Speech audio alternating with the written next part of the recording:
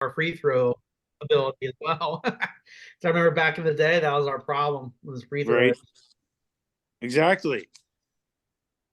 Granted, it So, seems like this team's better overall at free throws. It's just unfortunate that it came down to that bonus free throw and he missed.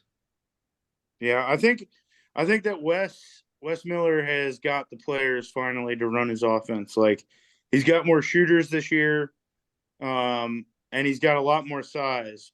His offense Yeah. seems to be like 3-point shooting, and like closing out the lane on defense.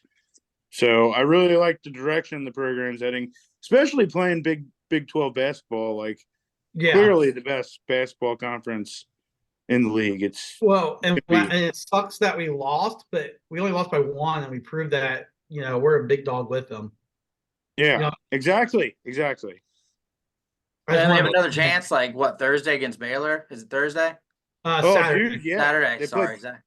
But Yeah. either Yeah, way, they turn Baylor. right back around and have another chance to prove to the tournament committee or whoever, selection show Yeah. committee that, they resume builders. It's not like, in the American when there was only one other team ranked and they lost to them. So that was their only chance. And then even if they Yeah. went out, they probably still aren't getting because they lost to the Houston that might have been ranked or whoever the hell, South Yeah, Florida, whoever the hell was ranked, shit like that. Yep. You're right though, because now we have more opportunity. Yeah, and like you said, I mean, to me, I take positive from last night. Like even though it was a loss, I mean, they hung, like you said, they hung with them, lost by 1 point. So it showed that BYU wasn't a fluke, yeah, you know. absolutely. And Yeah, then, I was Dude, just mad that we lost. That's BYU, like all. and not to they make were on excuses, but fire. if you look at it, they've only had the same starting lineup. What, like they said, 3 times all year, and every game someone's hurt. Every time they come up with a game plan, like that 3-point shooter that we got, what's it? He was out. No, the guy that was out. Oh, the guy was out. The other white guy. TJ Frederick. Frederick, Yeah.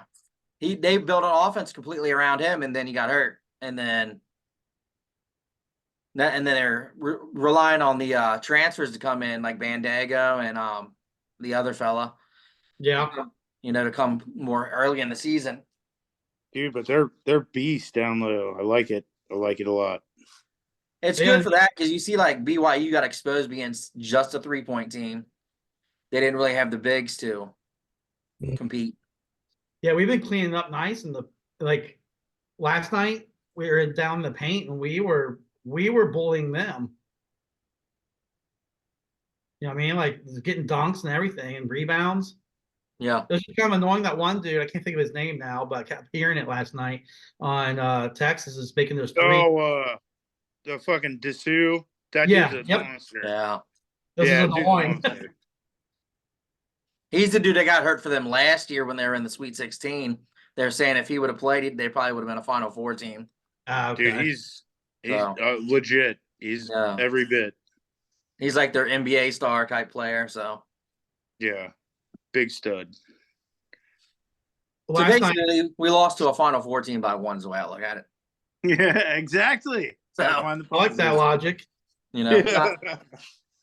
Not a horrible turnaround from the shenanigans we were going through last year. So, Right. but all right, I guess do we want to kind of start this off? Has everybody got their playoff team matchup ready and all that shit? Oh yeah. All right. I guess we can just do like I'll do a quick little intro this time, I guess, unless Mark, you or someone else has something off the top of their head that to roll with an intro. No, we can do the intro. You didn't write a rap, Mark? What'd you say? Mark didn't write a rap? No. Yo. No. I'll work on that. All right, so this is our inaugural Tripleheader podcast episode. We're here with myself, Brian Bay, Mark Lawrence in the gray, elder brother Matthew Lawrence in the UC, and then Greg TP in the other UC. So us four are going to be doing a Tripleheader podcast. It's sports related, anything and everything sports. So if you've stumbled upon us and you're a sports head, this is the place to be. If you're not, stick around and we'll make you one. Pretty sure we can do that. We'll be talking all sports, a lot of local stuff. We're in the Cincinnati area. So obviously there'll be a lot of Cincinnati-based type talk, but we will try to spread it out nationally, internationally, you know, all across the board. Olympic sports when it comes up, golf, NASCAR, a little bit of everything whenever we can. We're going to kind of mix the episodes up. This one is mainly NFL playoffs, but there'll be some UC talk, some college football talk with Saban retiring, things of that nature. So anything that pops up, we're going to just spit our thoughts out about. The only real structure this week is the playoffs, so we'll start off with that. Does anyone want to volunteer for the number one slot on that? Greg, Matt, or Mark? I'll go.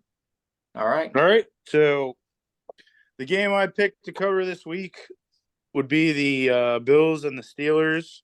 Some key things to keep in mind. TJ Watt out for the Steelers defense, which is a gigantic hit. They did have the top 10 defense in the red zone, as well as allowing points per game. And I think TJ Watt was a main reason for that. The numbers reflect that as far as like the pressure that he puts on the quarterback, as well as leading the league in sacks. Bills on a 5-game winning streak. They are 6th in points per game, 4th in yards per game, and a key factor that I think is why I'm high on the Bills this year, getting on this hot streak, is they are 1st in the league on 3rd down conversions for their offense. 3rd down conversions are huge in the playoffs. The big negative for the Bills has been turnovers. Josh Allen has had 18 picks this year.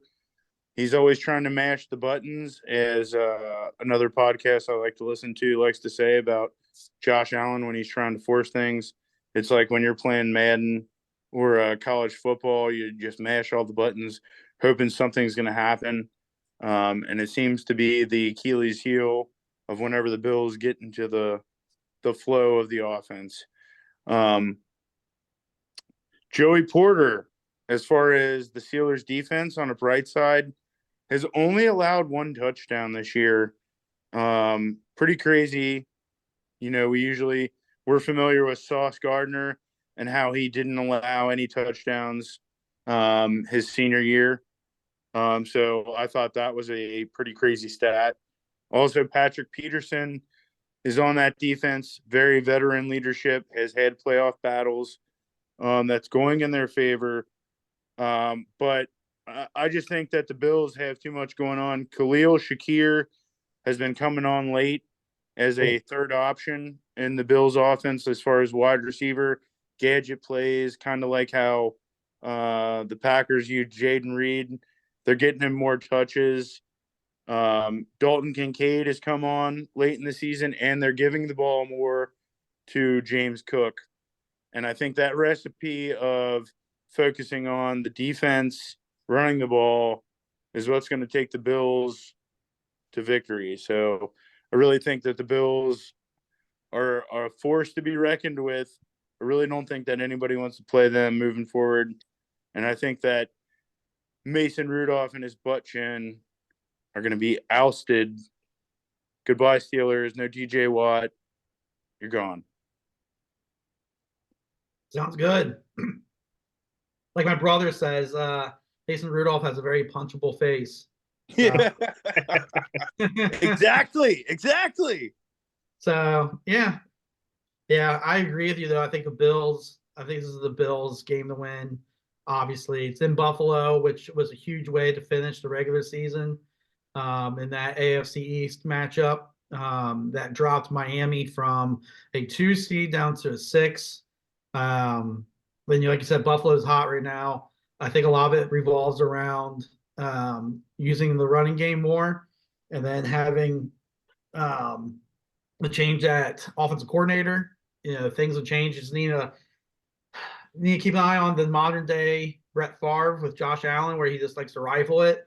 I did notice some weird throws in that Miami game where he was doing like a fadeaway shot in basketball, where he would fall back and just throw. And I think 2 of them, I want to say, were intercepted in the red zone.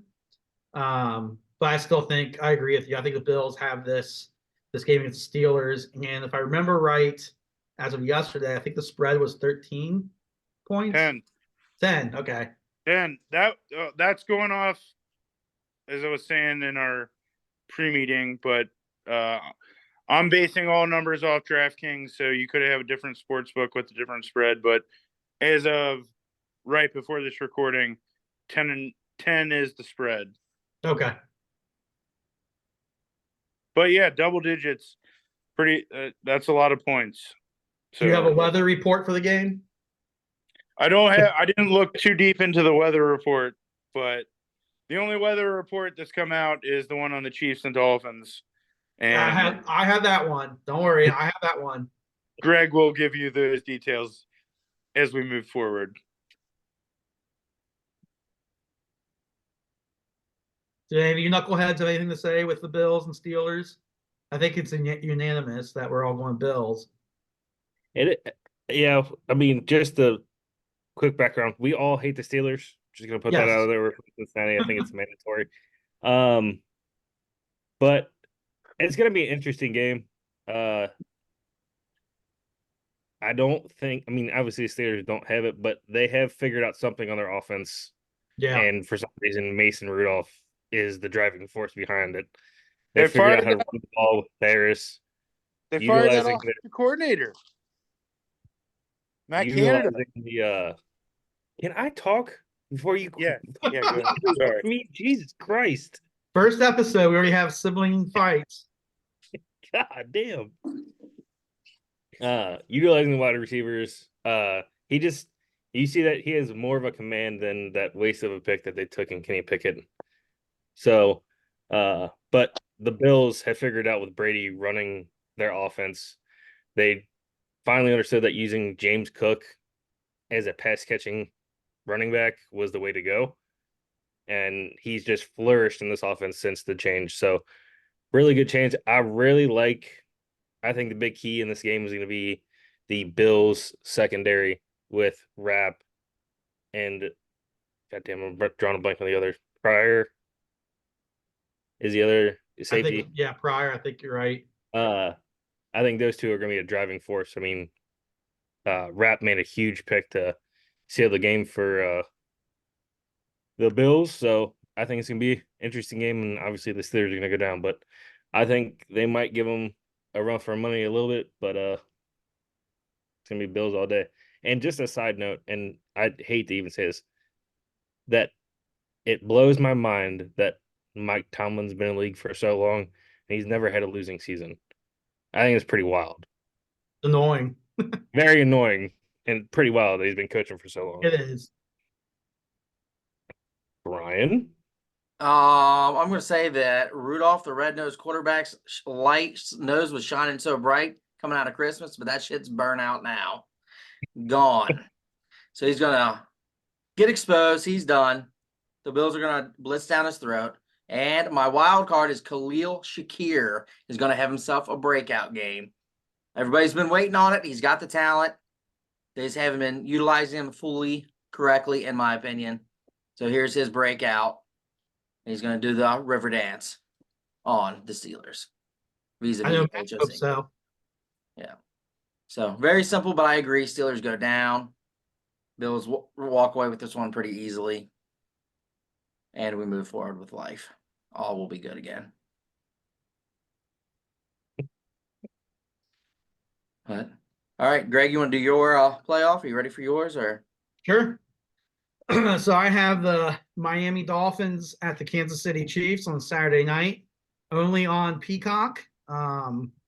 So yeah, just I know people that don't have it are upset with it. It is weird. I'll get into the game here, but it's weird that a playoff game is exclusively streaming. I'm a believer that playoff games should be able to be viewed by the majority. Because a lot of NFL fan bases don't have their teams in the playoffs anymore. With 14 only making it, it'd just be nice that everyone can watch it. But anyways, I'm not worried because I can watch it. So the Dolphins are going to the Chiefs. They had a shot of hosting, but they lost a tough division game in Week 18 against the Bills. So now they get to go and play in cold weather. Kansas City at kickoff, it's supposed to be, I believe, single digits, but I know the wind chill is like 12 or 14. So that is a concern right off the bat for me for the Dolphins. I don't know how they're going to fare playing in cold weather. Arrowhead is a tough place to play at, especially during the playoffs, unless you're the Bengals. We pretty much we lost that, Burrowhead. but when you get extra third downs and stuff, it's kind of hard. But anyways, it is hard to play an Arrowhead and with the loudness and the cold. And I do. I mean, even though the Chiefs are our new rival, I do like Andy Reid. I think he's a great coach. But I'm interested to see how Miami plays in the cold. The other thing I'm concerned with Miami is they are a hell of a team this year with their offense. They have a great record, but they can't seem to beat the good teams. That's kind of their narrative this year. They lost to the Chiefs earlier this season in the overseas game. But like Matt mentioned in our Dynasty podcast, traveling overseas can wear on a team. So I got to bring that back up. And so I'm curious. The only good team that I can think of Miami beating this year is Dallas. That's the only one that comes to my mind. So I am concerned about that. Maybe lack of experience as well with Miami. It will be interesting to see Tyreek Hill goes back to Kansas City to play against his old team. I think he's going to have himself a nice game. Well, I am concerned about injuries as well, but with both squads really. The Dolphins got banged up in that Bills game. I'm curious how that could affect them, and so I pulled up the injuries right now, and some big ones I noticed is Taron Armstead has a knee, ankle, and back issue. Xavier Howard, his foot. Then A-Chain has toe and ribs. Mostert, knee and ankle. Tyreek Hill, ankle and quad. Jalen Waddle, ankle. And Jalen Ramsey, knee. All big names, but at the same time, this time of year, a lot of guys are banged up. So take it for what it's worth. We do know that Tyreek Hill has been fighting injury the last part of the season. And I know that Mostert sat out last week to rest up. So it'll be interesting to see what happens there. But on the flip side, with the Kansas City Chiefs, they're also some of their injuries is like Kadarius Toney with his hip and ankle, which maybe is a good thing for Kansas City because he can't catch or line up on sides. I noticed Jawan Taylor with his knee, their tackle. Pacheco, his shoulder, but that didn't seem to stop him. That guy runs, as they say, like he's mad at the ground. And those are really the big ones I noticed. Oh, and Marquez Valdez-Scantling is also on there, and Rashee Rice. Rashee Rice, he can catch. I think he's a nice young star coming up for Kansas City. MVS, same problem is Tony. He seems to have problems catching the ball. And then L'Jarius Sneed, who is a lesser to Jamar Chase, he has a calf injury. So both teams, like I said, this time of year, teams are dealing with injuries. They're banged up. On the flip side, the things I'm concerned with the Chiefs, they haven't looked like the normal Chiefs to me this year. Their offense is not explosive. I think to me, what I've seen, especially towards the end of the season, the most explosive part of their offense is Pacheco, their run game.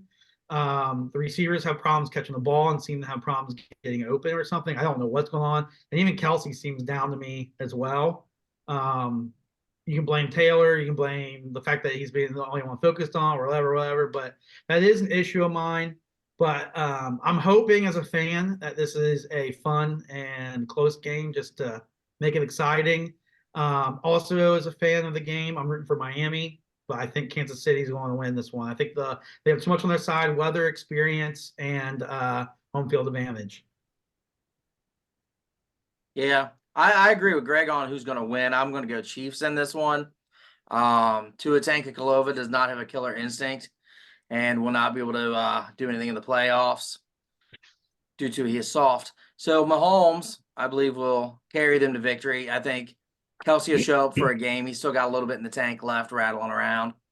So I think that'll be enough for them. And, they got a good defense. Like you said, home field advantage. I don't see them going very far in the playoffs, but I do think they'll beat the Dolphins. Dolphins probably really shouldn't be there. They're just in that kind of division where they got in. So I think Bengals should be in before the Dolphins if you had a selection committee situation. I agree. But that's just one man's opinion. So The Bengals did win the NFC West this year. yeah. I mean, Bro, Yeah. But come on. We all obviously the Dolphins are not going to win in cold conditions. My reference is San Diego Chargers traveled to Cincinnati for the AFC Championship, coldest game in NFL history. Chargers lost. Dan Fouts still is resentful about that game, and I feel like that Miami may also have that same mentality. It also might hurt the fact that they don't have Bradley Chubb now, who was their best defensive lineman. They've been battling injuries all throughout their offense. When they're fully healthy, yes, the Miami Dolphins are a force to be reckoned with, but that hasn't happened since they put up 70 on the Broncos, and that was in week 4 or 5. So ancient history at this point. I don't think the Dolphins have the mentality. Aside from injuries, Tyreek Hill's house caught on fire 2 weeks ago, and he's still playing in the NFL like playoffs. Like, what would you do if your house caught on fire? Like, you'd be pretty freaked out. This guy's going out trying to play in an NFL playoff game for revenge. But I think that the weather, the coaching with Andy Reid, and the best quarterback in football. I mean, we hate him, but Patrick Mahomes makes all the throws. He does all the smart things. He has 2 Super Bowl titles. He's the best quarterback in football. And I don't think that the Dolphins running up in there on the coldest day of the year are going to beat them at home. Chiefs win. Mark. All right. That was a very long tangent just to say that the Chiefs would win. Appreciate that, Matt. But now, I mean, the Chiefs have the upper hand going in the game. Obviously, we talked about the weather, I think, enough. But they did play in the regular season overseas, with the Chiefs winning 21-14. But I think it's gonna be pretty close. Obviously, we know where Tyreek goes, the Dolphins go, because a big factor. He was a big factor in Kansas City where he went, they went with, obviously with Trav, but he was a gigantic factor. I mean, he can take a 5-yard screen pass to the house within a second. But I think that the cold is gonna be a big factor in this game. I do like the fact that the Dolphins did sign a couple players heading into the game. They signed Justin Houston and Bruce Irvin. So get a little bit extra pressure on the quarterback, maybe, especially with the injury to Taylor. Their lineman. I do like that, but the big concern going with the Chiefs is not a single player on their team can catch a football. They lead the league in drops. I think this game's gonna be going down to a field goal. And I'm also gonna take the Chiefs, but it's gonna be a close game. they lead the league in drops, though. I'm pretty sure. That's I wild. saw it. That's I think it's wild. like 28 or 29 drops. Yeah, man, that's imagine crazy. if Mahomes had the Dolphins offense. Yeah, God. And how many of Didn't- those were Kadarius Toney that dropped them? I think there Oh, was. I mean, he's up there, but I've seen a lot of drops by Marquez as well this year in the games I watched Yeah. of the Chiefs games. But yeah, I Even think Kelsey had a couple, yeah, like you're high right. character ones, you know? Maybe he'll shake it off. I don't know how much I I'm allowed see to what you say. did there. Zing. So I just looked it up. They have 44 drop passes this year. Wow, that's insane. Man. Although, I don't know. Never mind. I'm not gonna say it. This is about our guys. All right. All right, Mark, you That's want to pretty go cool. or? Yeah, I can go. Man, if my review is going to be on the Lions versus the Rams, and if the NFL is scripted, this has to be the best script written of all time.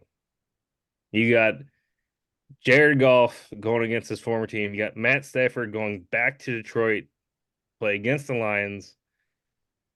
It's pretty wild. I'm pretty stoked about it. Crazy thing is, the last win that the Lions had in the playoffs was in 1991. And that was since 1957, which was 66 years in between. Their current drought is 33 years, which is There's pretty only wild. half. Yeah, almost. I Man, mean, it is half. Uh, the Lions got a 6-2 record at home. The Rams coming in have a 5-4 record on the road. Since November, the Rams are 7-2. They lost some key wins that they had were the Browns and the Niners and the Seahawks. And the Lions are 6-3 since November. Their big key, I took one of their key losses was the Cowboys. But Rams defense is ranked 20th. Lions defense is ranked 19th. The Lions offensive rank is third in the league, which is pretty wild. And the Rams is seventh. So, I mean, they're not too far off. I mean, you got quarterbacks that are just going to sling passes just like it's nobody's business. Puka Nacua has been an absolute stud for them, a gem. I do think Kyron Williams is going to have a hard time running against the Lions defense. They have a pretty stout running defense. I do like the 1-2 punch in Detroit with Montgomery and Gibbs. I mean, it just clicks. Amon-Ra and Goff have a connection. I mean, just flourishes. It's pretty amazing to see. But I mean, you do got Kupp and Nacua on the other side. The two big injuries I took away from this comes from the tight end realm. The rookie sensation Sam Laporta with a knee injury. He did not play in practice this week. And then Tyler Higbee has been very limited with a shoulder injury.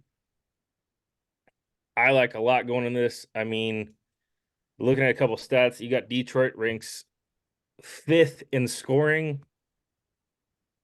Where'd it go?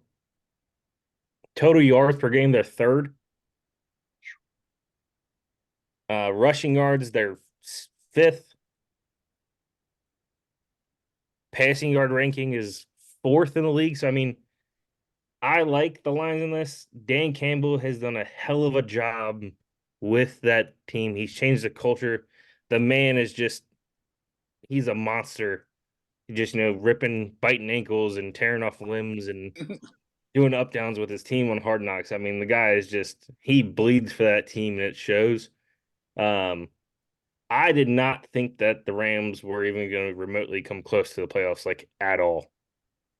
But they figured out something. Sean McVay is a hell of a coach. I think it's a good one, but I'm going to go with the Rams in this. I think that they got too much coming into this.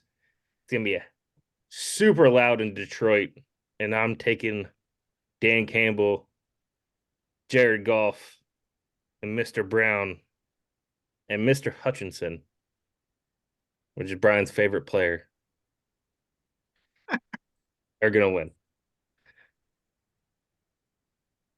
Anybody? Anybody? Yeah, I agree with the Lions are going to win. I'm also surprised the Rams made it.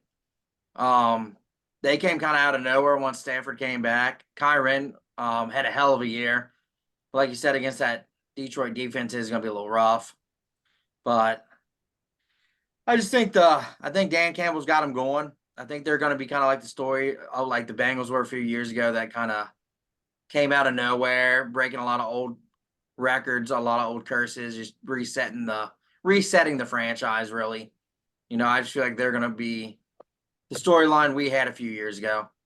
I think they'll have a good shot at making the Super Bowl. I don't know if they'll win it all, but they'll have a shot at getting pretty damn close to it. I mean, if you're talking down the road, I mean, they'll have to play face the 49ers, shit like that, so it might be a little rough. But, you never know. You know, a lot of people doubted the Bengals when they made it, so I think they can have a magical run as well with that. With a pretty young team, they got one of the best receivers, Amon-Ra.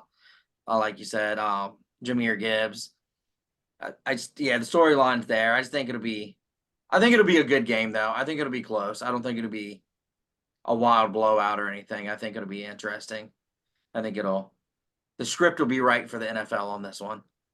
It'll come down to the last minute. So, Greg or Matt. Yeah, I can see this game being a tie, which you can't do in the playoffs, and so we'll go into overtime.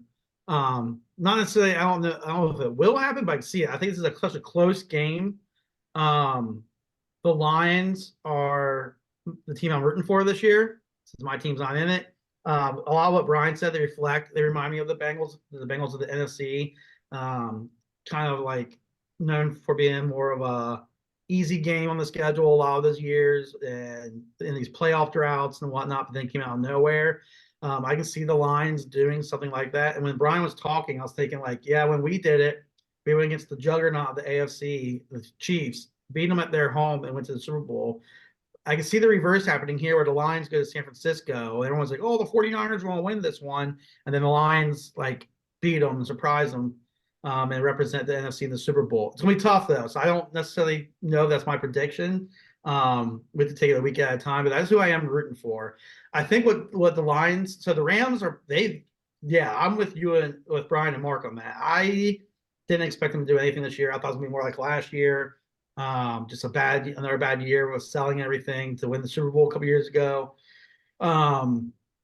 But they just turned it around. They found some gems in the draft. I watched one of their games late in the year when they had a Thursday night game before Christmas, and they just looked really good to me. So I think they're playing really good football. They're hot right now. They definitely can beat the Lions. I see Stafford wanting to beat the Lions, obviously. But we talk about or not we as being us, but like the media or whatever, probably talk more about Stafford. But let's not forget that Goff got drafted first overall to the Rams, and then they traded him away because they didn't believe him anymore. In my way you can interpret it because they're like, let's get Stafford instead. Then he has to see them win the Super Bowl, so I can see Goff more so want to prove himself. And then with having that Detroit fan base not seeing this in so long, it's going to be loud. So I picked Detroit to win this game. I can see it going to overtime. So I basically think it's going to be a close game, but I think Detroit's going to win. But the more I blab on, I see Detroit winning by 6, maybe in overtime on a walk-off touchdown, or maybe in the regulation, but won't be quite 7. I predict Detroit win by 6. Nice. So I definitely am going right in line here. I definitely think that the Lions are going to win. I think that Jared Goff really wants to destroy the Rams. The only problem is that his most assured weapon is banged up, and that's Sam Laporta. I know that Amon-Ra St. Brown is a monster, and he gets all the yards and first downs, but Laporta is the game breaker and the difference maker for that offense. So him being banged up makes me think that it's going to be a one-score game.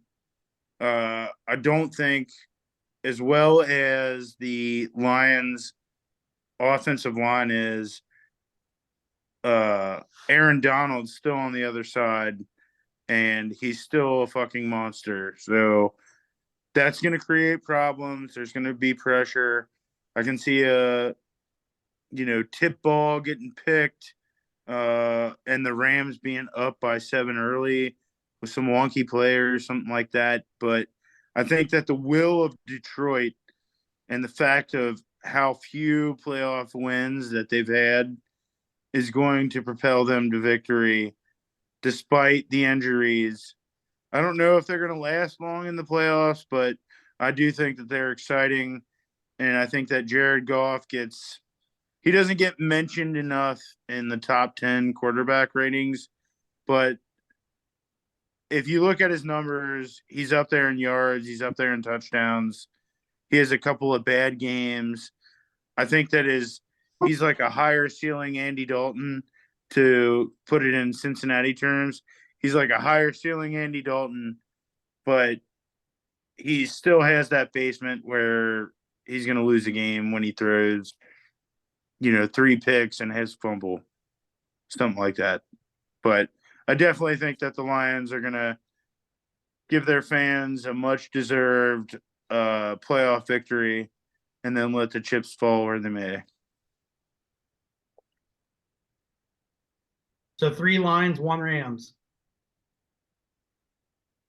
Yep. Yeah. All right. I guess that means I'm up. I took the number 4 seed Texans versus the number 5 seed Browns. Not as great of a storyline as Mark's, but still kind of a storyline. You have Flacco, who kind of was with the Jets for a little bit, left. So he's going to have a little maybe comeback player of the year style thing. The old man they thought was gone, and here he is again out there being loose, just having fun, I think, is his big thing. It's no pressure for him. He has nothing to lose. So I think that's really what's kind of propelling the Browns there is everything's loose now. There's not that microscope on him with the Deshaun Watson and getting paid $1 billion to suck and massages left and right and all that nonsense that came with him. And Flacco comes in just being kind of a chill dude. It's like, I got nothing left, dude. Let's just see what happens. Amari seems to have a good connection with him, Cooper. So, and that's their star player, obviously. So I think he's been revitalized having a veteran quarterback that knows how to get him the ball. I'm not saying Flacco is one of the best quarterbacks. Everybody's been there, done that. He's pretty decent, so I think he'll have a good shot. He's brought the team up that way. And he's done it in the best division in all of the NFL, probably the best division that's been around in 10 years of the freaking NFL. The first time in forever, since like 1930 something, that all 4 teams in the division had a winning record. Bengals really probably a 1 win away from having all 4 teams in the playoffs, if they'd just something would have swung their way a little bit. So, it's hard to do what he's doing, but he's doing it, with a team that really doesn't, to me, have a ton. They have Amari, Jerome Ford, they lost Chubb, they lost their star running backs. So just a lot of storyline going into Cleveland, somehow being resilient enough to get there. Obviously, they have that dude on defense. Defensive player of the year probably should be just league MVP, at least arguably with Myles Garrett. If they're going to give a non-quarterback or a non-offensive player league MVP, I don't see how it probably couldn't be him. He's just been almost single-handedly carrying them, man. He's been playing loose on the defense. If you watch him, I hate to say it, when he's playing us, he's doing the crossover. Running around doing a crossover before he comes and blew up freaking our quarterback. And, so it's like they just seem like really loose right now, and which that's kind of a good thing going into the playoffs. And they're playing. Oh, fun fact, it's only the second time since 2002 they've been in the playoffs, I guess, or something like that. So that's pretty wild. But then they're playing the Texans, who's got a little storyline, maybe rookie of the year, CJ Stroud. Got passed up by the Panthers, probably from what I more and more hear, it's just the owner was the one that passed him up.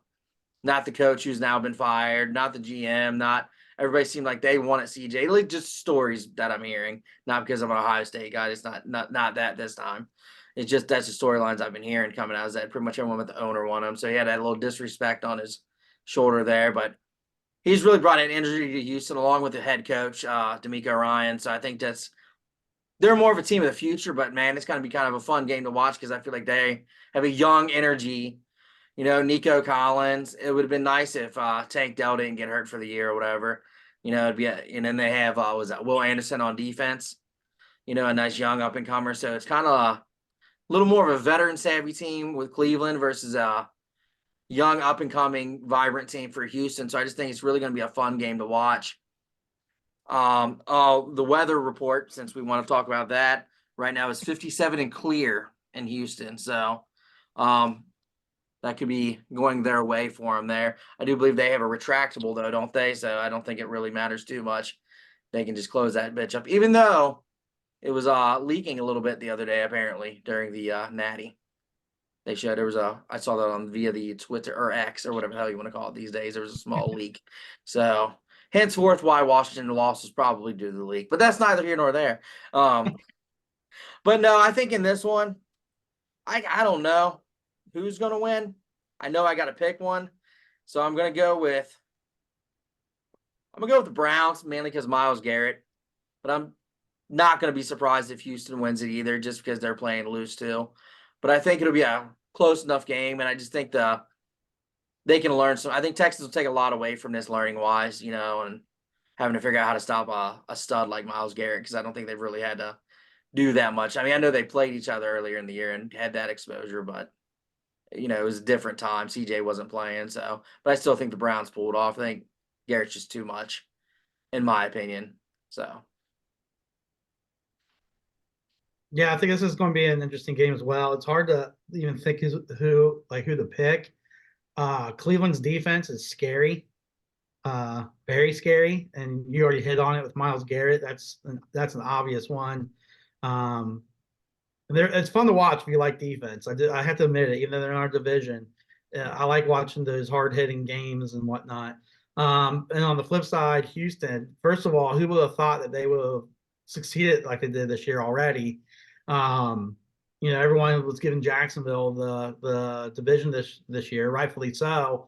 I mean, they are the defending champs, but they really fell apart. And Houston, their offense is really clicking, led by Stroud.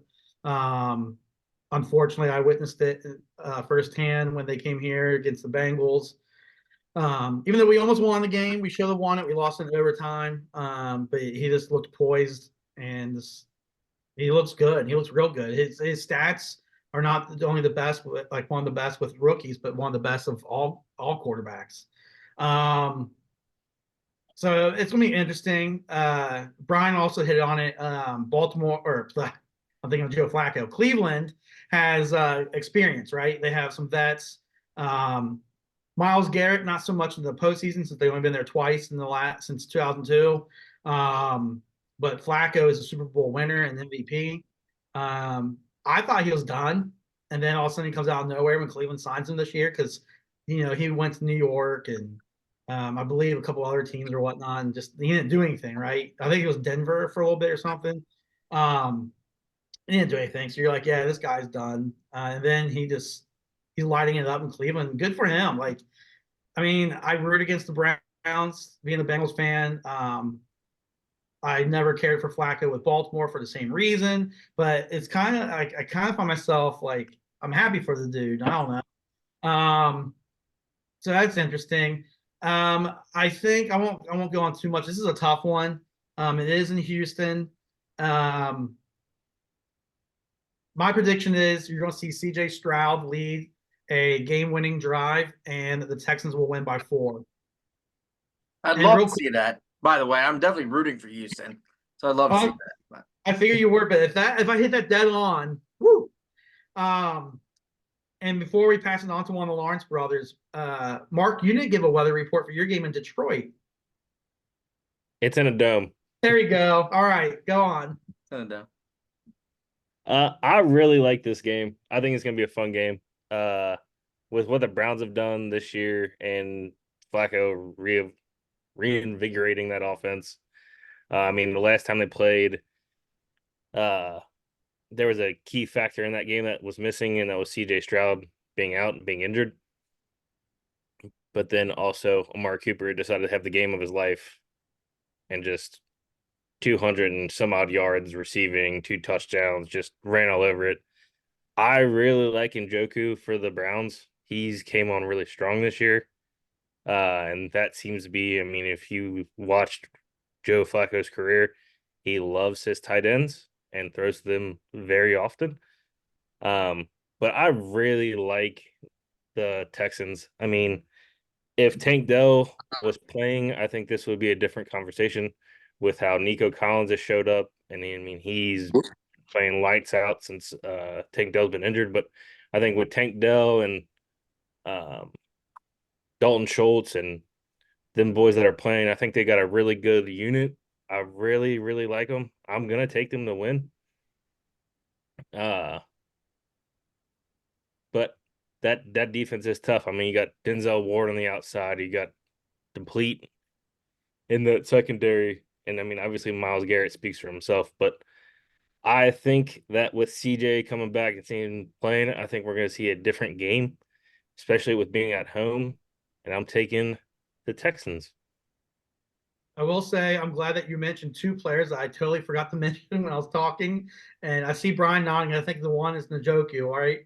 Yeah. And the other one is Nico Collins. So you hit on it. I will say with Nico Collins, if you guys watched the Colts game last week when they played the Colts in the season finale, first play, 75-yard touchdown to Nico Collins. Boom. But it's going to be against a different defense this week. Anyways, sorry, Matt. Go ahead. No, you're all good. I do think that you are right that the Texans are going to be a force down the road. I do not think that as good as CJ Stroud has played and is this year, that he's going to get past this Browns defense. They're lock, stock, and barrel in every level of their defense. When it comes to the playoffs, it's defense and running the football. The Browns, I think, have probably top 5 units on defensive and offensive line. And Joe Flacco just does those play action passes. He doesn't really have to do too much, which makes it all the more infuriating if you're a Browns fan that you spent $250 million on some dude that's sitting up in the press box saying that he has a bum shoulder. Not to question his integrity, but he also does have a lot of questionable character flaws with his massage routine and wanting to get out of Houston. So I like the fact that they have somebody at quarterback that they can cheer for. I don't think that, as much as I like D'Amico Ryans, as much as I like CJ Stroud moving forward, I really do think that they're going to be the team that's running the AFC South for the next decade, or at least you're going to have to knock them off. But I don't see how you can beat Cleveland's defense in the first round. I think that the Browns are going to win it. They've been through too many battles. They're taking it down. Joe Flacco is going to hit Njoku for a 15-yard slant, and the Browns win by a touchdown. But we'll get to those gambling lines in a minute. That's why I mention it. Yeah, I think you bring up a good point though, right? Like the Browns defense is tough. Playoff teams are built around defense and running. They're old school. My prediction is also partially, I think it can happen, but it's also a little biased. I'm just a hater. I don't want anyone else in our division to enjoy nice things. It is what it is. I So feel you. I think that's a good analysis. I mean, yeah. So I mean, yeah. I guess that's all the games that we each picked, right? So I have some storylines I won't bring up. I figured maybe if you guys want to hit on any of the other matchups this Yeah, week. Jeff, briefly. started off, man. Like you got the storylines. What's one that you're feeling? Okay, by storylines, it's basically more the gossip, if you will, or whatever. Like the NFL script, right? That whole theory. So the first, like I was thinking as I think Mark brought it up in his. So there's a bunch of stuff. So first of all, I don't know if you guys heard about the logo, the Super Bowl logo, how it was red and purple. So the spot is all right. It's gonna be the 49ers and the Ravens, right?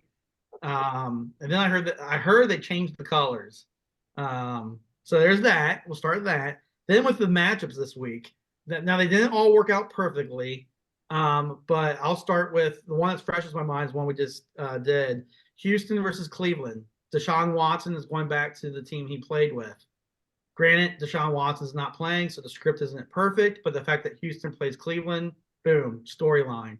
Next, we have Miami versus Kansas City. We already hit on that. Tyreek Hill going back to Kansas City. He wants to show them that they let go of a serious weapon. Boom, there's another storyline.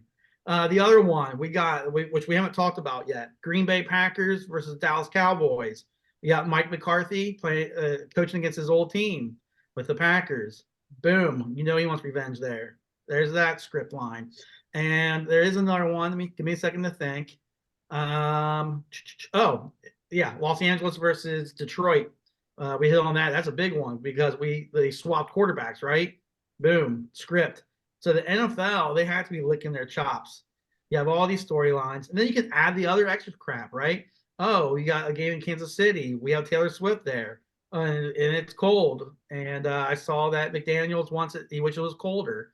Um, you got these young teams. Like we have 3 teams that are in the playoffs this year that have never been to a Super Bowl ever.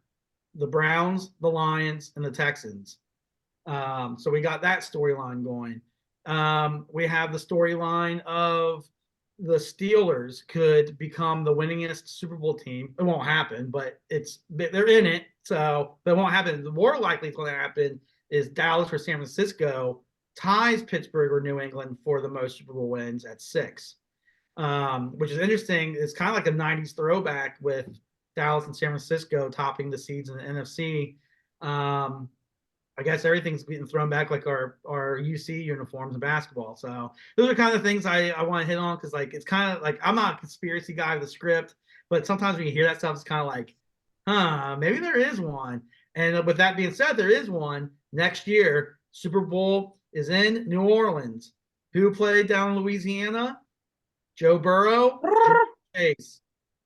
Next year's our year, guys. Anyways, do you want to move on to any of the other games? I got a question for you guys. Do you think the Eagles make it out of the first round? I do Yes. because they're playing the Buccaneers. But but at the same time, they lost to the Cardinals. They lost to the Giants. They got whooped by the Giants. When I first saw the score, it was 24-0. But I have a sneaky suspicion that the Eagles will beat the Buccaneers. The Buccaneers, yeah, they've had a good season, but they won a weak division, and then they can only put up 3 field goals last week in their season finale against Carolina, who's the worst team in the NFL. So, Mark, to answer your question, very long. Sorry, I think Philly will get out of the first round. I'm torn on it.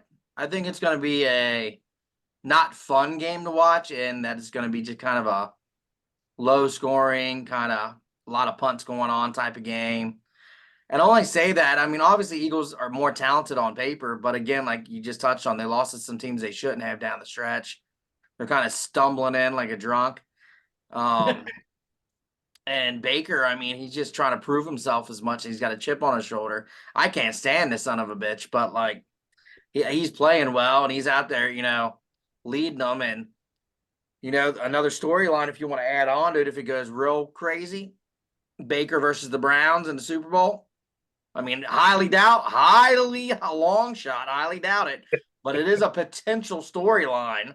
It sure is. That could technically happen since they are both in it. So, which would be wild if Baker, beats the Browns and then plants another flag in the middle of the field or some shit or whatever the fuck he wants to do.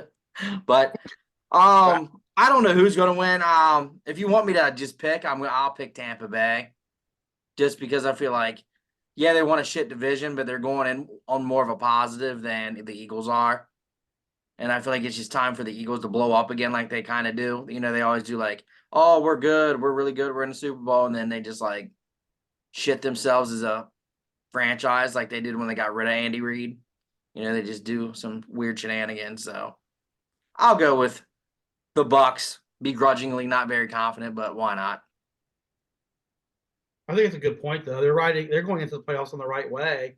They're going in on a winning streak and hot, where the Eagles, I still can't believe they lost to the Cardinals, who we beat. So it means we're better than the Eagles by definition, right? So yeah.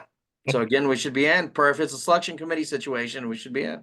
But I will say, Brian, I know you don't like Baker, but I am. If it is a Buccaneers Browns Super Bowl, and I'm sure you're in the same boat, I'm rooting for Baker and the Bucks because again. I don't want Browns to have nice things. Yeah. No, I'm never rooting for anyone in our division to win the Super Bowl. That's right. The only time I root for anyone in the division for anything is if it helps us get into the playoffs somehow. Right. situational. But other than that, all of them.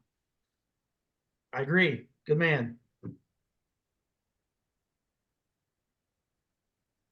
Matt. Yeah, I don't think that as much as you'd like to think that the Buccaneers will pull it out, I just think that there's too much talent on the Eagles to lose. I don't see them losing unless Jalen Hurts has been far more injured than we've been led to believe.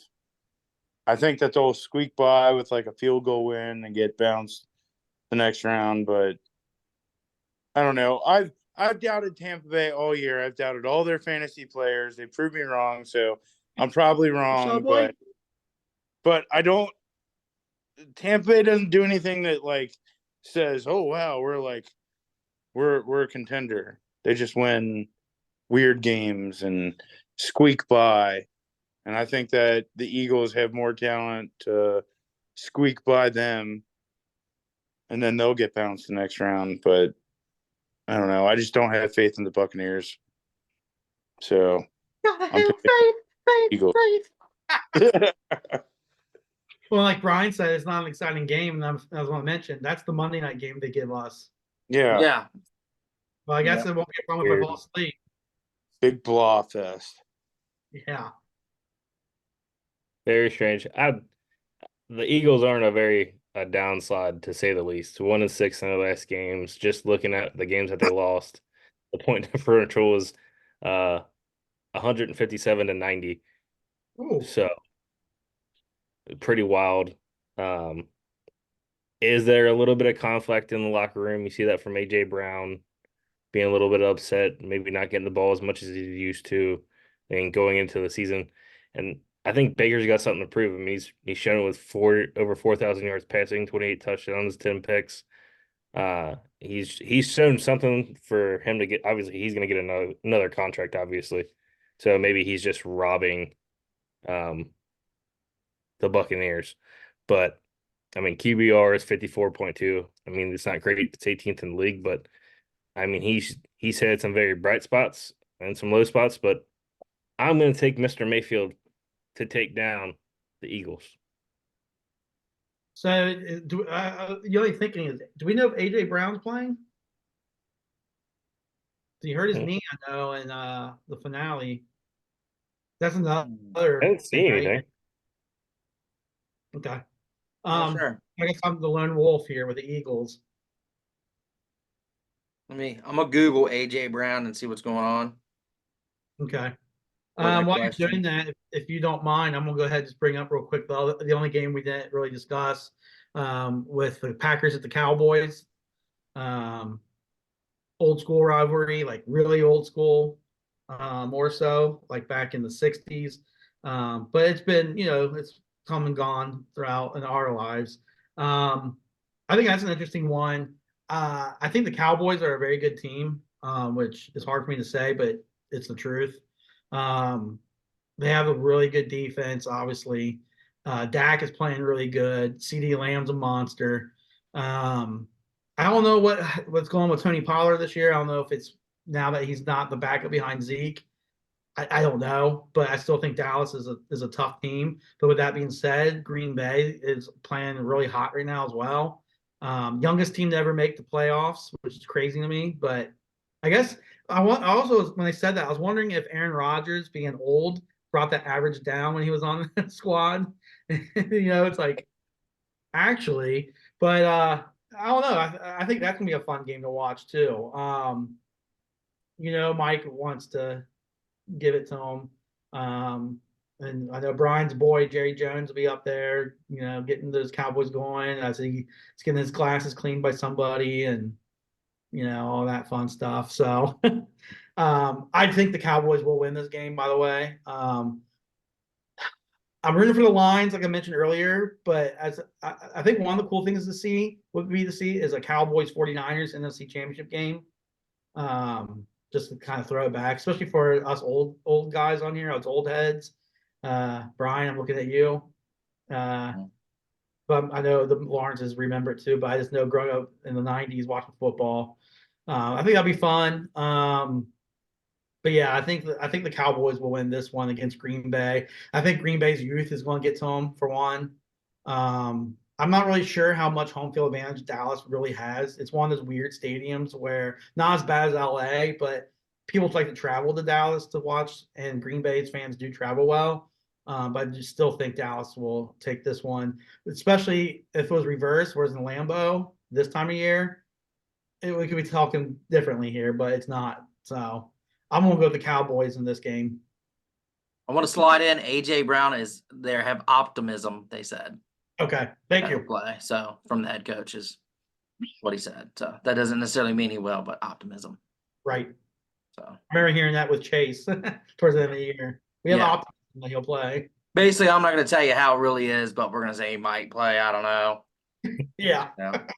Type of shit. So, but yeah, I guess while I'm talking to touch on it, I am. It's more of an interesting game than it should be for the seeding. Jordan Love's really shown up. He helped me to my championship in Dynasty. Thank you, Jordan. So he's come out. I'm gonna throw that out there whenever I can. Yeah, Matt looked disgruntled. That's why I started giggling. I looked down, and he's just like, I mean, he did have half the league in quarterbacks. Like half his roster was quarterback. I finally got it right. That's how you do it. Can't win if you don't have all the tickets. Fair enough. Fair enough. But no, I think it'll be a better game than it should be. As much as I do like the Cowboys, they've always been my NFC team. They like to choke in the playoffs a lot, dating back to at least the Romo days, which I cannot stand as an announcer. On a side note, he gets on my nerves. He's kind of like the Chris Collins. I'd rather listen to Chris Collinsworth. Many people hate on him. Romo, just something about him with his. He knows what he's talking about, but he gets on my damn nerves. But that's neither here nor there. I do think the Cowboys won't choke in this one, so I do think they'll pull it off. But I think it'll be closer than it should be. I think it'll be a little more interesting than it should be. I think it'll be. If Love hasn't secured his spot as a starter next year on Green Bay, he will in this game because he'll keep it close enough. A lot, though. I mean, if you want to do upset alert, if Christian Watson does play, that's always been kind of his guy, and he's been off and on hurt. So, like, if he's healthy, that could make it even a little more dangerous for Dallas. But I think Dallas pulls it off. I don't think this is where they blow it at. So. Matt? Yeah, I mean, I think that Dallas is too good this year. I actually think that they are a legitimate team to contend and play in the NFC Championship. Dak has been playing out of his mind. CeeDee Lamb putting up record numbers that surpass Michael Irvin, which, as we old heads know, is unfathomable. Michael Irvin was pretty much unstoppable in the 90s as a Cowboy wide receiver. So the fact that CeeDee Lamb is breaking his records and Dez Bryant's records, pretty impressive. I do not like the fact that their running game, Dallas's, is somewhat non-existent at times. I don't trust Dak Prescott to be dependent on winning me a playoff game. I think that he needs a strong running game. So I think that ultimately that's going to be their downfall. I do like LaFleur and Green Bay and what they've got going. So I don't think that they're going to win. It's going to be a close game. Dallas will scrape by, but long term, I don't like Dallas's chances because Dak Prescott folds in the prime time. Much like we've experienced when we watched Andy Dalton. And you can know the difference because you watched Joe Burrow play a playoff game and double our playoff wins in the last 20 years compared to Andy Dalton, who led us to the playoffs, and you had no confidence whatsoever that you were going to win the game. Like, at no point in time did I think that Andy Dalton would win me a playoff game. And at no point in time do I think that Dak Prescott will win a playoff game that matters with relevance. He will fold under the bright lights. Micah Parsons is going to do something crazy shit, and that's what's going to win the game. But Dallas is going to lose in the next round. Mark. It's funny that you bring that up. Sorry, Mark, but I got a couple things. It's funny you bring it up with Andy Dalton versus Joe Burrow. I remember the year we went to the Super Bowl, that first playoff game, we were so scarred from Andy Dalton and then even Carson Palmer before that, that we still had those nerves. And then once we start winning, it was like, oh, wow, okay. And then, so fast forward to last year's playoffs, I was way more confident. And I knew that the first game would be harder because it's a division foe against the Ravens. But then that Buffalo win last year, that was probably my favorite playoff game I've witnessed, along with what being the Chiefs in the AFC Championship game, because that was just really cool. And the other thing I want to mention is, isn't it crazy the history of the number 88 in Dallas? Because you brought up Michael Irvin, which we grew up watching, but like you have Drew Pearson, then you have like Michael Irvin, and then Des Bryant, and now CeeDee Lamb. This is wild. So that I didn't even realize that Dez was 88. Yeah, that's crazy. Yeah, those are Dallas had some legendary receivers, but legendary receivers that wore number 88, even just right in that specific range. I think it's kind of cool. And that's what traditionally doesn't like the Dallas Cowboys, but I gotta respect, the what's there, and that's cool to me. Yeah, no. Number of coincidences like that are always cool. Like, there's certain numbers that you think of for different positions, and 88 wide receiver, I always think of great wide receivers, and now that's got to be like their tradition of like passing the baton in Dallas of like, hey, you're the next great wide receiver, you get to wear number 88. Yeah. So hopefully they don't retire it, kind of like number 10 on a soccer pitch, like give the best player that number, let him rock it. They kind of have like a blessing with it too. Like I've seen like where they're like, yeah, you can wear 88, like just represent the number well. They've done stories about it on the mothership on ESPN, and so I think it's neat. Like you're saying, like they didn't retire this, but hey, now you carry on the torch.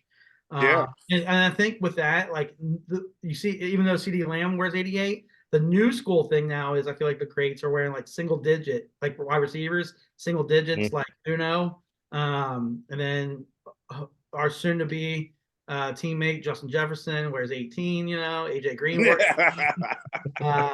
Higgins switched to 5. So, but yeah, that's all. So I'm gonna let Mark talk now. I'm talking a lot. Oh, good. I think the quarterback play is going to be crucial in this. I mean, you have the two top leaders in touchdowns in the league, with Dak being first with 36 and Jordan Love being in second with 32, which is pretty wild. 4,100 yards for Jordan Love. He's 9th in QBR with only 11 picks. I mean, Dak's playing out of his mind. He has 4,500 yards passing, third leading the league in passing touchdowns, and second in QBR for the entire season. I am going to take the Cowboys in this. I don't think it's going to be close, especially with the way that they've been playing. And Matt, isn't a win in the playoffs significantly no matter when you win? No, not with Dak Prescott anymore. Not with the way he's performed against San Francisco and the way he folded in the clutch both times. No. Dak Prescott needs to go to the Super Bowl to be justified in his contract. Otherwise, he's not. He's not clutch. But you're saying legitimacy for someone to win a playoff game. Is it not legitimate for someone to win? I'm sorry. I may have misspoke. This is the NBA where you do a 7-game series. I don't think that he's clutch enough to win you a Super Bowl. And I don't think he's clutch enough to get you to a Super Bowl. I should have said that. I think that he's capable of winning a playoff game, but I don't have any confidence beyond that. Like, outside of the wild card round, good job. But they're not paying you to win the wild card round. They're paying you to win the Super Bowl. And I don't think that he's the guy to do it. His numbers are sweet. They're awesome at home, but prove it in the clutch. Well, they need. And we have a guy. We saw it, Joe Burrow. You can tell it. There's guys that have it. There's guys that don't. I don't think Dak Prescott has it. Well, There's and just they need to prove it against the 49ers still, right? Like yeah, that's like they've gotten absolutely destroyed by the Niners, and they're eventually going to have to face them. I think. I mean, if Dak's everything going to fold. goes, now if everything goes the Does way the same it's supposed to with the seeding, it will be Dallas against 49ers eventually, and that'll be to get into the Super Bowl. Nick Bosa, Chase Young, goating it up. Oh crap! I forgot about that. We can't have him win a That- Super Bowl before Joe Burrow. Nothing against him. It's I young, don't like baby. his Let's mind. go. Let's go. does the same standard for Dak go to the Lamar too? Yeah, with what you said? absolutely, absolutely. He has to prove it. I don't trust him in the playoffs either. I mean, but he hasn't had a clutch game. He has definitely proven to be a highly successful quarterback. He's very awesome. Their record without him is terrible, but he just has to show it in the playoffs. And I mean, that's not a fault to him, but like eventually as an elite player, elite champion of any sport, you got to prove it in the playoffs. There's some guys that never do it in the playoffs. And then there's some guys whose entire careers are strictly things they've done in the playoffs. So Lamar Jackson, he's awesome. I love watching him. I hate playing against him when he's going up against the Bengals. But as far as like when push comes to shove, when your chips are all in the middle, his hands have not held up, and he's faltered. And it could be like, oh, wide receiver dropped this pass. Some of it could be nerves, but until he proves it, he's going to have that, he's going to have those naysayers like me saying, hey, guess what? You got to prove it. So Dak Prescott, Lamar Jackson, you've torn it up. Your numbers are outrageous. Nobody can deny that. But guess what? Where's your championship? And you can't show me that. So prove me wrong. I would love it if they prove me wrong. But until they do it, I'm going to doubt them. Yeah, I agree with you, Matt. It's not a knock on Lamar. He just needs to do something in the playoffs, right? And get over that next hump. I believe he only has one playoff win underneath his belt. Granted, he hasn't even made it that far the last couple of years. Like he gets hurt before the season even ends. Maybe this will be the year he proves it. I will give Lamar props. Like you said, he's fun to watch. I hate playing against him, even though I think we do pretty decent against him. I know he's had big plays against us, but for the most part, as the game goes on, I feel like being a division foe, we kind of handle it pretty well.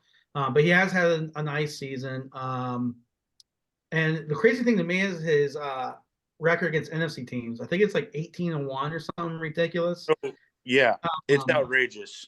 But I don't want him to prove it necessarily this year, again, because I don't want teams in our division to have nice things. That's my quote of the day, okay? But I get a bit, all kidding aside, you're right. Like, there's players that they kill it in the regular season. They're like regular season champs, right? And then they get to the playoffs and they choke or they just can't get it done. Like in the NBA, especially early on, LeBron James, he's great, blah blah blah. But then he couldn't get his team to the finals, and then except for the first Cleveland one against San Antonio. And then he got over the hump, blah blah blah. It's good to be great in the regular season that gets you to the playoffs, but then the job's not done. That's when the real season starts, and you gotta prove yourself. If you want to be the best of the best, you have to prove it there. Be a champion. Let a naysayer know.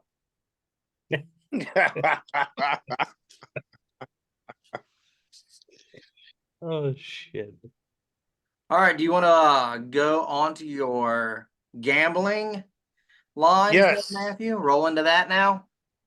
Okay, so to break it down to you, I'm sure if you're listening to our podcast, you may have some background into gambling. If you don't, I'm just going to break it down for you. on different types of lingo, just kind of general overview. So for the first game, I'll just give I'll use the Chiefs and the Dolphins this weekend as my example. So the spread is Chiefs -4.5. All these numbers are on. I use DraftKings as my sportsbook betting app.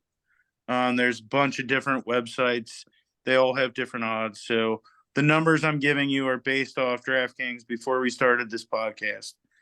So the spread is -4.5. That means that if you're placing a bet on this game, you're betting that the Chiefs are going to win the game by basically 5 points.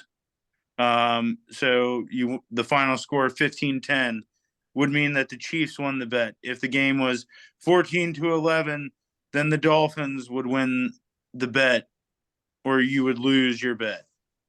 The over-under for the game, which is the next big popular betting thing, over-under is 44, so that the total amount of points is going to be 44 points or more. That's what you're betting on the over-under for this game.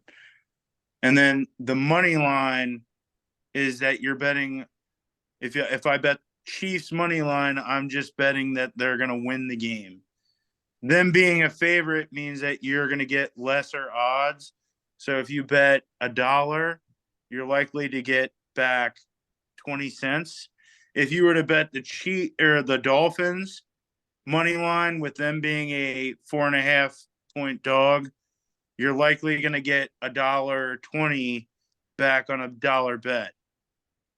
So they're going to be better odds, but that's because it's less likely that they're going to win.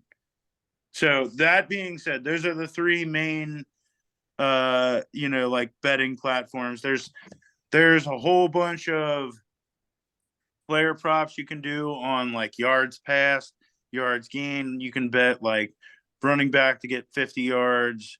You can bet wide receivers to get, you can stack all these bets. But just for this first one, I'm doing spread and over under.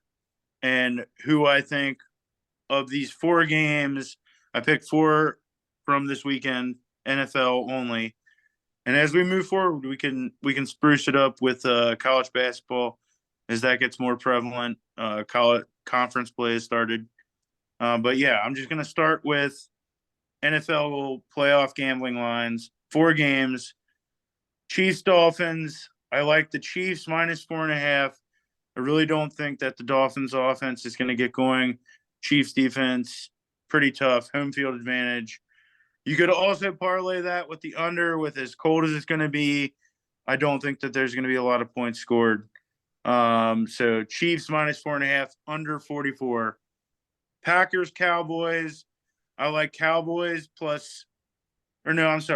I like the Packers covering 7.5. I don't think that the Cowboys are going to win by that much. Over under is 50.5. I could see it definitely going over. Gadget plays for the Packers, CeeDee Lamb and the Cowboys going all over the place. Defense optional. Browns Texans is 2.5. I got the Browns favored, taking that. Over under is 44.5. I would go under because I think the Browns defense is going to shut them down. If you like the Texans, I would not bet the spread. I would take them straight money line and go with the over because you're taking CJ Stroud throwing bombs all over the place. And then Bills Steelers, I don't think that the Bills cover. I think the Steelers they lose by a touchdown. Over under is 36. I would take the over on that. And yeah, those are the big gambling lines that I like for the NFL playoffs this weekend. There's a couple other games, like I said, but those are the 4 that I like the most, where you have the most potential to get bang for your buck or put together for a parlay, and get a bigger bang on your buck. Sounds Sweet. good. I think you explained some things for me. It cleared up. I didn't really know the money line thing personally. That cleared that up for me, so I appreciate that. some of the lingo, the new lingo. I knew the basic stuff like the over under stuff like that, but I didn't know in depth a little more like what a money I line got you. was and some There's a terminologies. But there's another one that I've recently learned, and that's if people talk about the hook, that's a 0.5 when they're adding to the number. So like instead of 3, if they say it's 3.5, the hook is the 0.5, making it 3.5. Or like ATS is teams against the spread.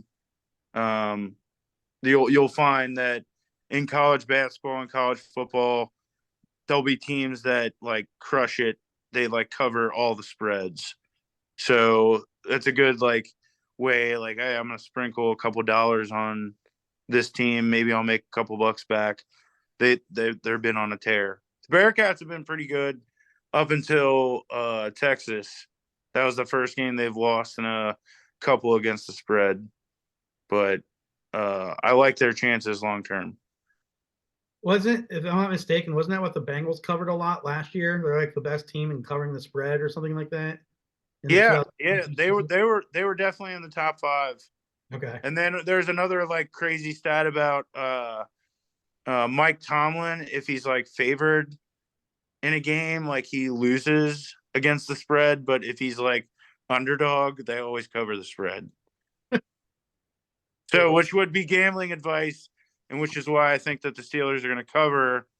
It's 10 points. I don't think that the Steelers are going to lose by 10 points in the playoffs, despite the fact that Josh Allen is good. I think he's going to have an interception at some point, or the Bills are going to turn the ball over. They're still going to win, but I don't think by 10 points. Gotcha. cool. So a couple other things in sports. Mark, I know you're a Bama guy. You want to react to your boy retiring today? Pretty shocking. I mean, not just with him, but I mean, just a couple of things that happened this week, but did not see that one coming. Uh, I thought, if anything, he'd come back for at least one more season. I didn't even think he even talked about retiring this year at all. I don't know if it's like a health concern or anything like that. I didn't get to look too much into it. I just saw your text and looked it up on ESPN. I'm like, holy hell. Really surprising. I mean, the guy's the mayor of Alabama. What he's did there for that college has been pretty special. I mean, bringing 6 national championships and the boatload of talent into the league.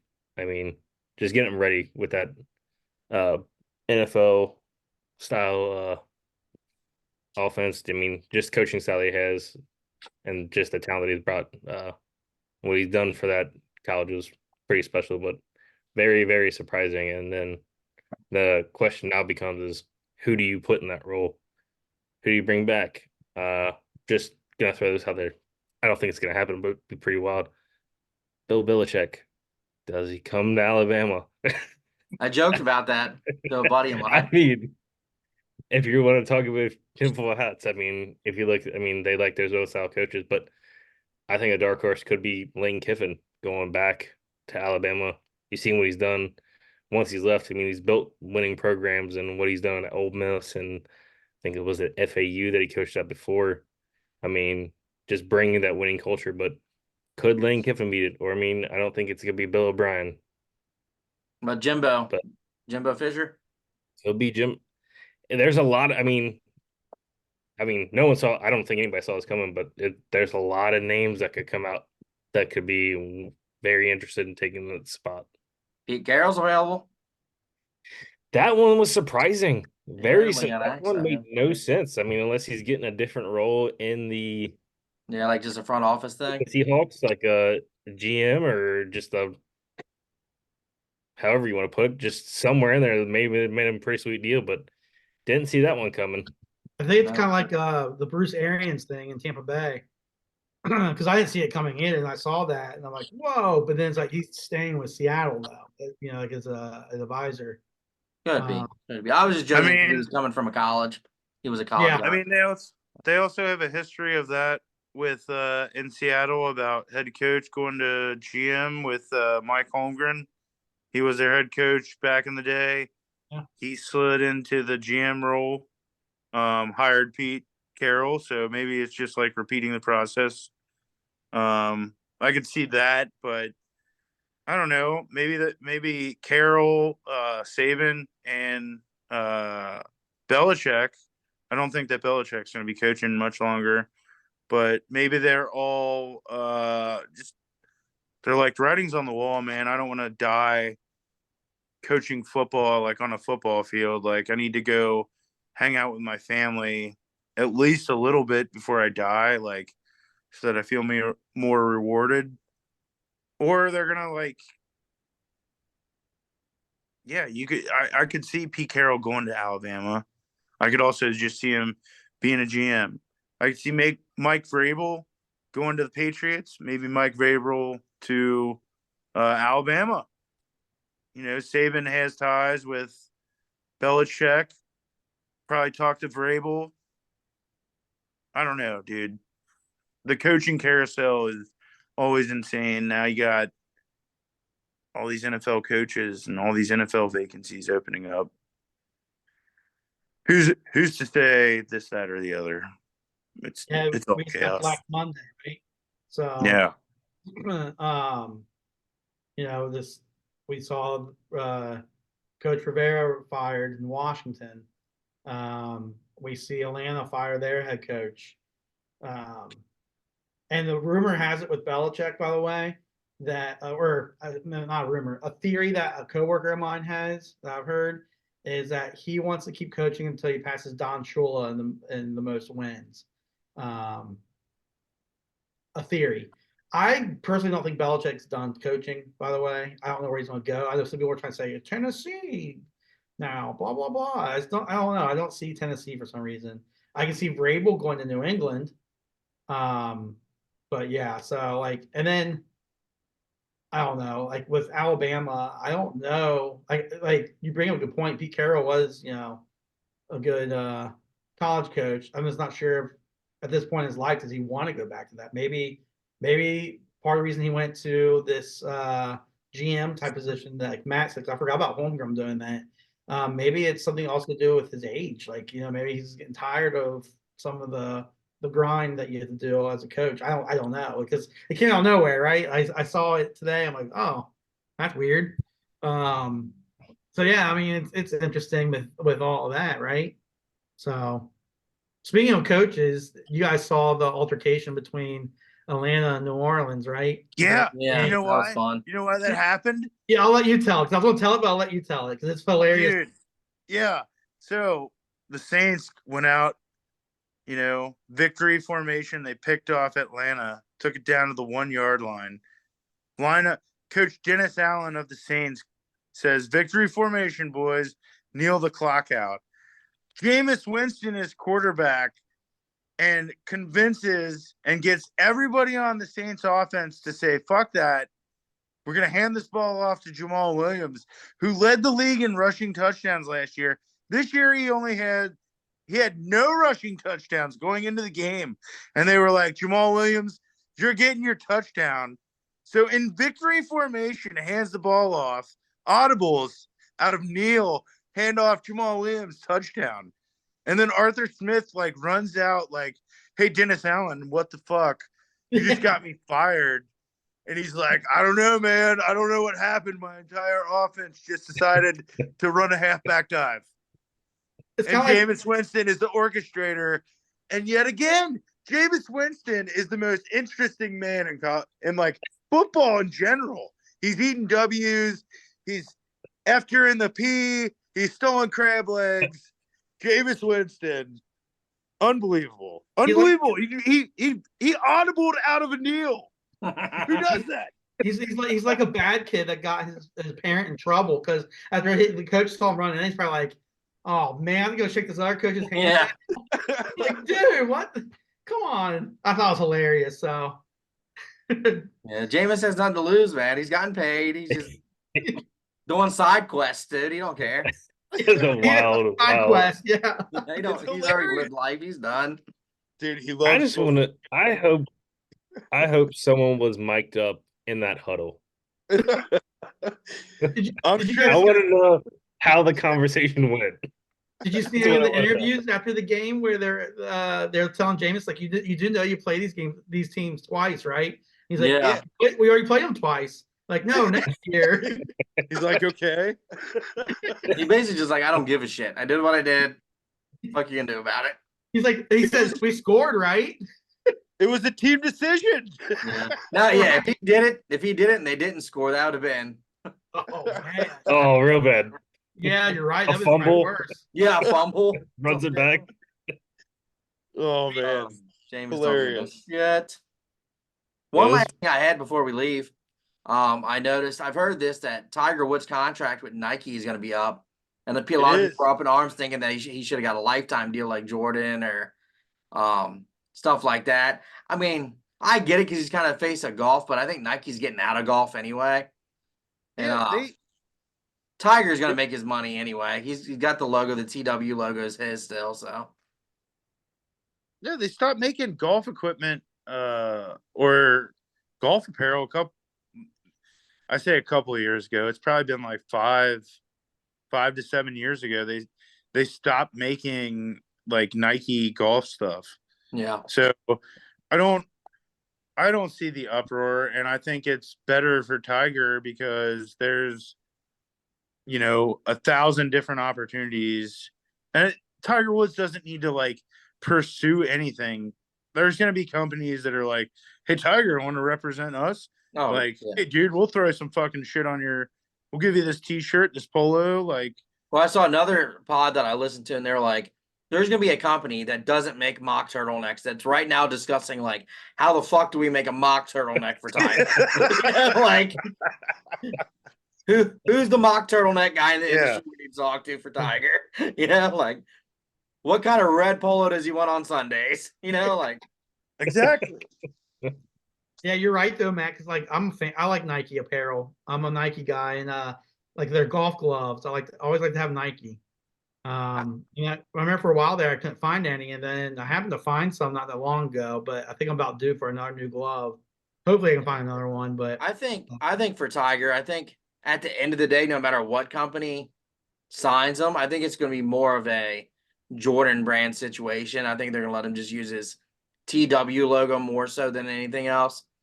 They'll just have a cut in the money kind of a situation and kind of make the clothes for him, obviously, kind of work it out that way, whether it's, Under Armour or someone like that, or, I think he'll get his money that way. But I thought it was an interesting thing since there are a lot of people were, thinking he should have got a lifetime contract. I would have maybe agreed to that 10, 15 years ago when Nike was big in the golf, if they would have decided to go that route then. But they probably had a vision that they knew they wouldn't be in the golf game for a long time. So probably why they just didn't do it then, but. Oh, did you see the new clip of him though? What's that? I don't know if you guys follow Foreplay on Barstool. It's like 4 guys that do golf videos. They got a new one out with Tiger Woods, and they did they showed a clip, and it's a long drive competition, and the one dude Riggs, he gets up there, and Tiger's like, hey, strong club face, make sure you get the club head behind it, and mashes it, and then Tiger's like, oh, dude, that was awesome. Like, gives him daps him up, and he's like, okay, now it's my turn. And then he goes up there and gets down on his knees, tees the ball up, and out drives him from his knees. Yeah, dude. And how old is Tiger? He's like, what, upper 40s? Yeah. He's towards it, getting close to 50, but outdrove the dude from his knees. Incredible. You're like, Jesus Christ, this guy. He's a beast, dude. Yeah, best golf forever. Best golf forever. But that's all we have. We're kind of over on our timeline, so I guess we should wrap this up. Greg, go ahead. I have one thing to end on. Pitchers and catchers report in 34 days, 3 hours, 20 minutes, and 29 seconds as of right now. Nice. So just go baseball out there. All right, but thank you guys for listening. If you've stuck with us this long, you can obviously catch us on YouTube and in Spotify, Apple Podcasts, wherever you listen to your podcast at. This will be posted as soon as possible. Thank you, and we are out. Go Cats!